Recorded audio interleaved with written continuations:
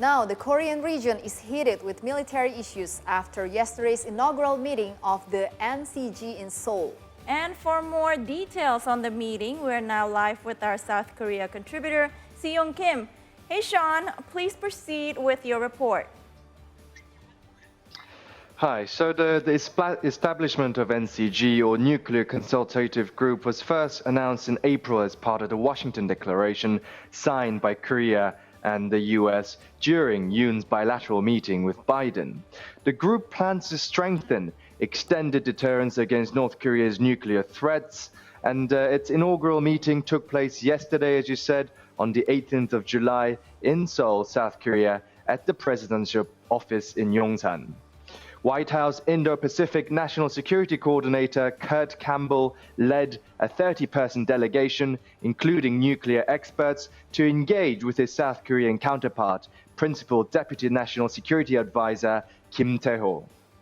This 5-hour meeting focused on creating a clear working protocol for nuclear crises and contingencies, integrating the US nuclear military capability with South Korea's conventional capability and security, also information sharing protocols.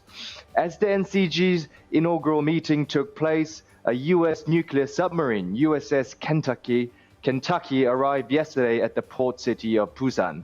The deployment of which was also part of the discussion during Yoon's summit meeting with Biden earlier in April.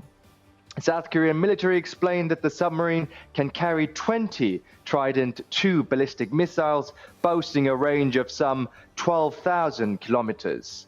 Ballistic missile submarines, or SSBNs, are one of the most powerful nuclear assets in the world, as it can operate anywhere in the world. Many experts claim that the deployment of the nuclear submarine will allow North Korea to realize the imbalance in nuclear capability compared to the US.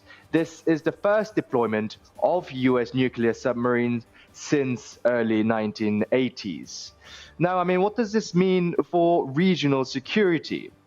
Very recently, Yoon also attended the NATO summit last week, followed by a surprise visit to Ukraine. And it seems like Korea shows deliberate signs of tilting towards the US in the scope of global and regional security cooperation.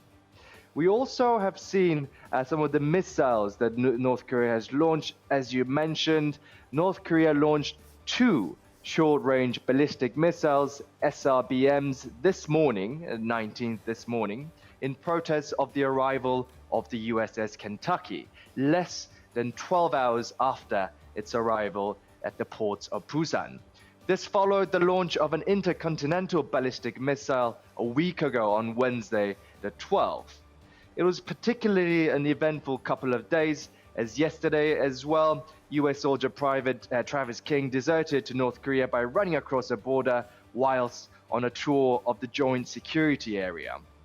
Private King was imprisoned in a South Korean prison on charges of assault, and being sent back home to Fort Bliss, where he will face additional military disciplinary actions upon arrival. This also has put a burden on the US, as retrieving its citizen will mean a certain level of diplomatic sacrifice.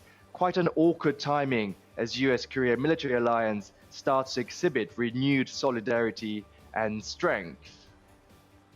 All right, Sean, that's a very interesting development upon the meeting, and we'll be back with you for more updates on the development on the North Korea, South Korea, and also its relations with the US. Thank you so much, Sean.